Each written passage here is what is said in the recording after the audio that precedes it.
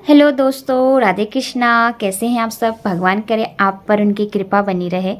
तो आज की हमारी कहानी कुछ खास है। देखिए दोस्तों, पति पत्नी का प्यार कैसा होना चाहिए। पति पत्नी के बीच समझौता, प्यार, विश्वास, ये सब होना चाहिए। और जहाँ ये सब होता है ना, वहाँ पर घर में सुख शांति समृद्धि बनी रहती है। कितनी भी लाख जो होती है मुश्किलें आ जाए, अगर पति पत्नी का प्यार आपस में बहुत अच्छा है तो मुश्किल से मुश्किल कठिनाइयों को भी पार कर जाते हैं और उसे मंजिल को अपने प्राप्त कर लेते हैं। सेम आज की एक कहानी ऐसी है, एक ऐसी लड़की की जो सिर्फ एक रात की दुल्हन बनी, और ऐसे लड़के की जिससे उस लड़की के लिए चुना नहीं गया, लेकिन अनजाने में वो उसका पति बन बैठा। और दोनों पति पत्नी एक रात के लिए पति पत्नी बने, उसके बाद बिछड़ गए और बिछड़ने के बाद दोनों एक दूसरे की तलाश में लग गए। तो ऐसा होना चाहिए पति पत्नी का प्यार। तो चलिए ज़्यादा देरी ना करते हुए इस वीडियो को शुरू करते हैं। एक नगर के सेठ जो बहुत धनी थे, उनकी एक बेटी जो बहुत ही गुणवान सुंदर थी। उन्होंने उसके वर की तलाश के लिए एक पंडित को ये काम दिया कि आप मेरी बेटी के लिए अच्छा वर ढूंढिए, साथ में अच्छा घर भी ढूंढिए। लगभग 2 महीने तक उस पंडित ने उस लड़की के लिए घर बार ढूंढना शुरू किया, लड़का ढूंढना शुरू किया। लेकिन जहाँ लड़का अच्छा मिलता था वहाँ घर बार अच्छा नहीं होता था, और जहाँ घर बार अच्छा होता था वहाँ लड़का अच्छा नहीं होता था। ऐसे ही करते करते 2-3 महीने बीत गए थे। और पहले ये होता था कि दूर दूर तक रिश्ता लेकर जाते थे, तो उस समय लड़कों को ना लड़की वाला लड़के को देख पाता था, ना लड़का वाला जो है लड़की को। क्योंकि जो पंडित जो बीच में होते थे ना, वही तिलक उलक कर देते थे। तो ऐसे ही हुआ कि एक दिन पंडित को खबर मिलती है कि इस गांव में एक बहुत ही ब्राह्मण परिवार के एक लड़का है जो बहुत ही सुशील है, सुंदर है, उसका घर बार भी बहुत अच्छा है। ये सोचकर उन्होंने उससे बातचीत की, वो अपनी सेठ के लड़की के लिए, और वहीं पर तिलक लगाकर रिश्ता फाइनल कर दिया। लड़का बहुत सुंदर था। अब जैसे जैसे शादी के दिन नज़दीक आए, इधर सेठ के घर आकर ये खबर पहुंचा दिया गया कि आपकी बेटी का शादी तय हो चुका है, आप तैयारियां में लग जाइए। सेठ और सेठानी बहुत खुश हुए, लड़की भी खुश हुई कि चलो मुझे सुंदर लड़का मिला है और घर पर भी अच्छा है। लेकिन जैसे ही, अब देखिए, शादी के एक दिन पहले क्या होता है, उस लड़के के साथ एक घटना हो जाती है। और वो लड़का घटने के मतलब उसके साथ जो ऐसी दुर्घटना होती है कि उसकी एक आँख फूट जाती है। अब करे तो क्या करें। अब लड़के वाले इस चिंता में हैं कि अगर हम कल बारात लेके जाते हैं तो रिश्ता जो देख कर गए, उन्होंने देखा इतना सुंदर लड़का था हमारा, तो ये एक आँख इसकी तो फूट गई है। अब बारात लेकर जाएंगे तो हमारा, अगर बारात हम वापस आ जाती है तो हमारी तो इज्जत रहेगी नहीं। तो हमें क्या करना चाहिए? सभी चिंतित, इतने चिंतित। तभी उनके जो पंडित होते हैं वो उनको राय देते हैं कि ऐसा करिए, आप भाड़े का दूल्हा ले लीजिए। एक रात जब भाड़े का दूल्हा ले लेंगे, शादी करने के बाद हाँ, आपका बेटा जो दुल्हन को लेकर चला आएगा, उससे पैसा देकर अफू चक्कर कर देंगे। अब रास्ते में बारात लेकर जा रहे हैं और उस दूल्हे की जांच पड़ताल करते जा रहे हैं, कोई हमें ऐसा लड़का मिले जो सुंदर हो। कहीं नहीं मिलता है। लास्ट में थोड़ी दूर बाद जाते हैं तो देखते हैं एक चारपाई पर एक लड़का लेटा हुआ है और बहुत ही सुंदर है। तो उसे बुलाकर बोलते हैं कि तुम कहाँ की हो? तो बोलता है कि हम तो यहीं के हैं। तो बोलते तुम क्या करते हो? बोलता है हमारे पास कोई काम धाम नहीं है, तो अभी हम काम की तलाश में रहते हैं कि कुछ काम मिले हमें। तो बोलता है तुम्हें हमारा एक काम करना होगा। बोलता है क्या? तो बोलते हैं तुम्हें हम बहुत सारा धन देंगे, दौलत देंगे, मोहरे देंगे, बस तुम हमारा एक काम कर दो। हम तुम्हें एक सोने की अंगूठी दे देंगे और बहुत सारा धन भी देंगे। लड़का बोलता है वैसे करना क्या है? तब बोलता है कि तुम्हें एक रात के लिए एक दूल्हा बनना होगा, हमारे बेटे की जगह शादी करनी होगी, और जैसे ही शादी ख़त्म होगा तुम्हें हम पैसे दे देंगे और अंगूठी दे देंगे, तुम वहाँ से निकल जाना। लड़का नहीं मान रहा था। ज़बरदस्ती उन्होंने इस बात के लिए उसको मनवा ली और लेकर चल पड़े दूल्हा बनाकर। वहाँ जब सभी लोगों ने देखा कि दूल्हा तो बहुत सुंदर है, कितना अच्छा है, इस लड़की के तो भाग्य खुल गए।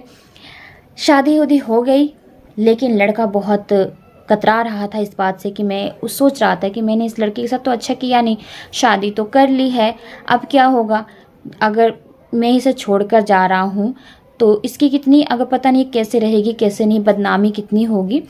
बट वो मोह माया छोड़कर सोचता है कि छोड़ो जो भी है, मोह माया हम छोड़ देते हैं और हमें तो सुबह निकल जाना है। लेकिन वहाँ की एक रस्म होती है कि शादी के बाद लड़का लड़की को एक मतलब आधी रात उन्हें एक साथ बितानी होती है। तब वो दोनों साथ में जाते हैं छत पर, तो जो लड़की होती है बोलती है कि क्या बात है, आप चुप चुप हैं क्या, आपको मैं पसंद नहीं हूँ, आप कुछ बोल नहीं रहे हैं। तब लड़का बोलता है कि नहीं नहीं ऐसी कोई बात नहीं है, बस मुझे थोड़ी प्यास लगी है, पानी पीना है। अब लड़का टाल मटोल कर रहा है किस तरह से सुबह हो जाए और मैं यहाँ से निकल जाऊँ, क्योंकि अभी मैं इससे कोई मोह माया नहीं रखना चाहता। हाँ भले मेरी शादी तो होगी, बट मैं क्या करूँ, मैं इससे मोह माया नहीं रखना चाहता, नहीं तो मैं इसकी मतलब एक पत्नी बना लिया हूँ तो मोह माया नहीं रखना चाहता, बस यहाँ से निकलना चाहता हूँ, कुछ गलत ना हो जाए। तो बस पानी पीने के लिए जैसे ही बोलता है तो लड़की मतलब बिना कुछ सोच समझे जल्दी से जाती है, पानी लेकर आती है, अपने पति को पानी देती है। उसके बाद फिर से उससे बात करने की कोशिश करती है। तो फिर लड़का बोलता है कि मुझे ना बहुत ज़ोरों की भूख लगी है।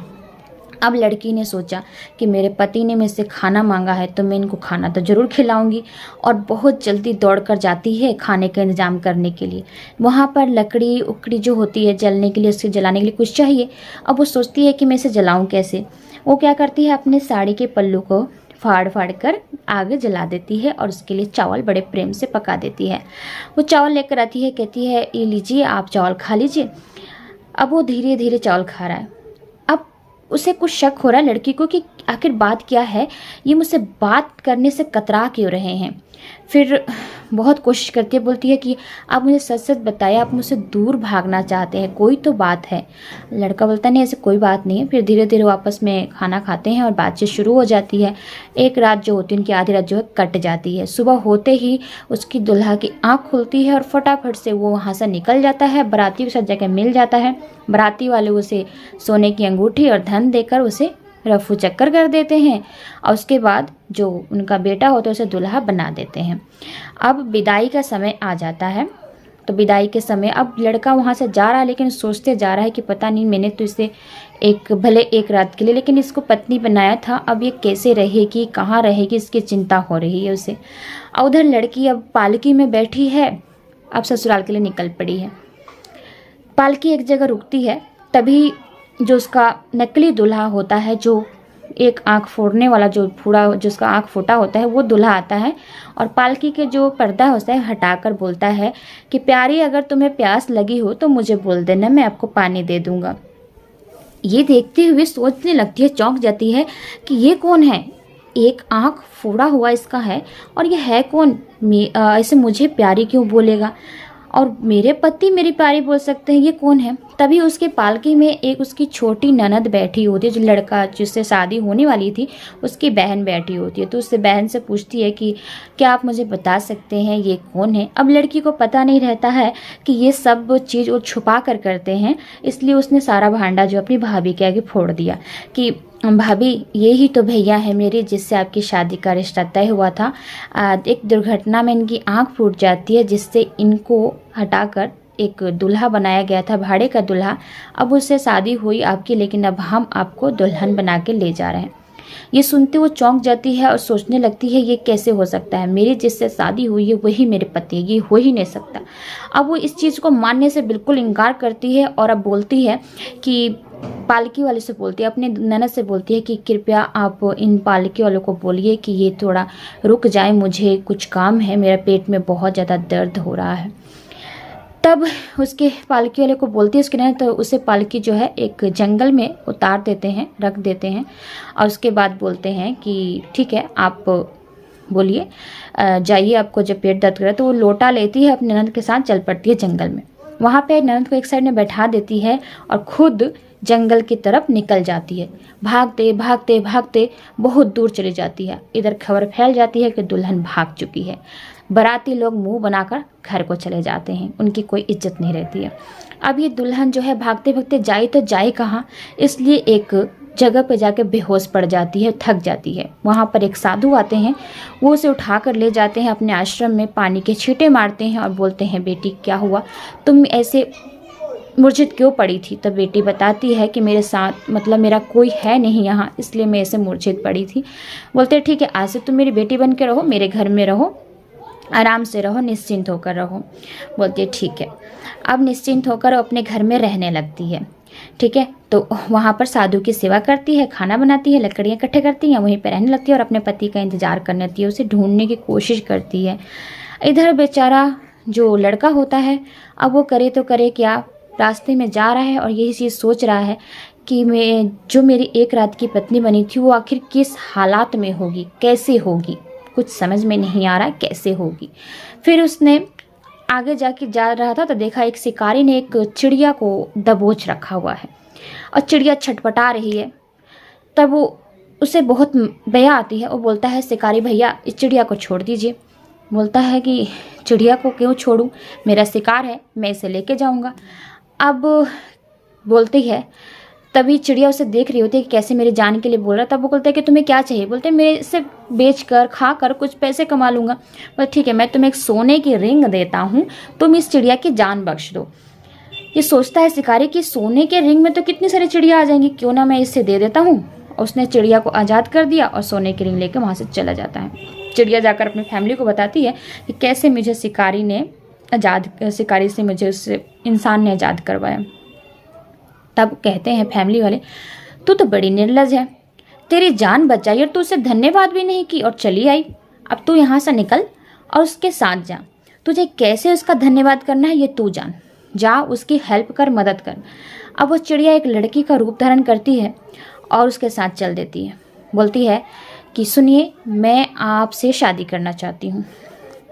तो आदमी बोलता है, जो लड़का होता है, कि मेरी तो शादी हो चुकी है बट मैं आपसे शादी नहीं कर सकता। तब वो चिड़िया बोलती है, मैं कुछ भी हो जाए मैं आपके साथ ही रहूँगी। उसके साथ ही चल, उसकी पत्नी बन के साथ में चलने लगती है। धीरे धीरे आगे जाते हैं तो देखते हैं कि एक शेर है, वो 3 टांगों पे ऐसे खड़ा है, जो उसका चौथे टांग में ना एक कांटा चुभा हुआ है, बहुत परेशान है, पीड़ा हो रही है उसको। तब वहाँ पर जाते हैं तो वो जो पत्नी बनी होती है, जो उसकी चिड़िया जो होती है, वो बोलती है इसका जाके पैर का कांटा निकाल दीजिए। शेर कहता है, मुझे मौत के कुएं में क्यों ढकेल रही हो, मुझे मरना है क्या, मैं नहीं जा सकता।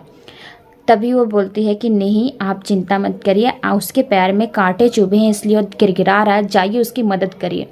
चिड़िया के कहने पे वो चला जाता है, जो लड़की उसकी पत्नी बनी होती है, और कांटा निकाल देता है।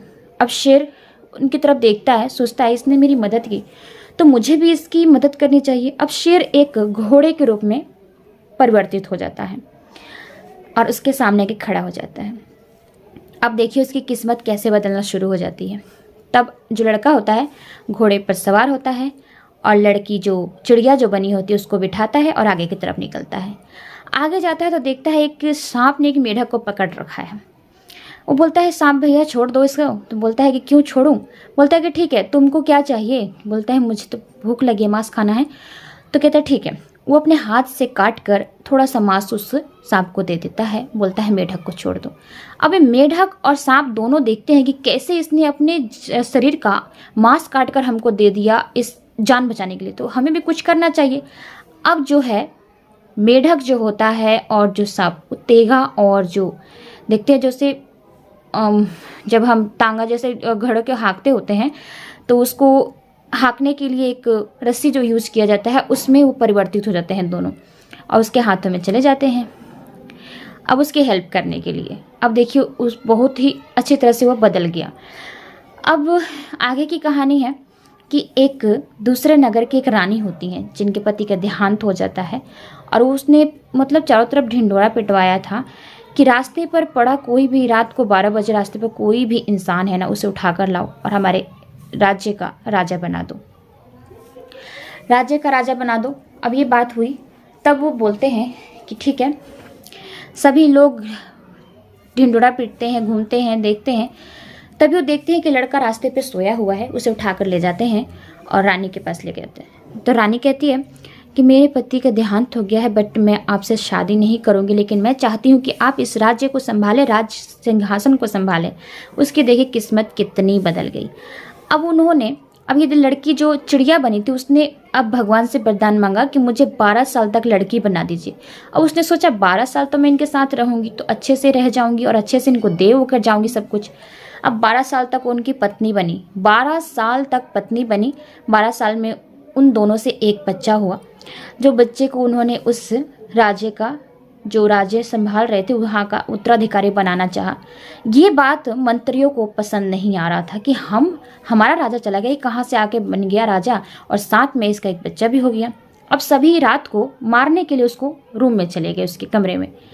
तभी वहाँ पर जो रस्सी जो टांगी हुई थी उस सर्प में परिवर्तित हो गई और उन सभी का खात्मा कर दिया। तो इस तरह से सर्प ने अपना बदला चुका दिया और वहाँ से चला, मतलब आगे की तरफ चला, जाके जैसे खूंटी पर टंगा था वैसे टंग गया। अब आगे दूसरी बात, जब वहाँ से उसकी जान बचा दी गई, फिर शिकार पे खेलने जा रहे थे। शिकार के टाइम खेलते खेलते सभी शत्रुओं ने उनको घेर लिया। वहाँ पर जो घोड़ा था, घोड़ा ने बोला कि आप मेरे पीठ से उतर जाइए।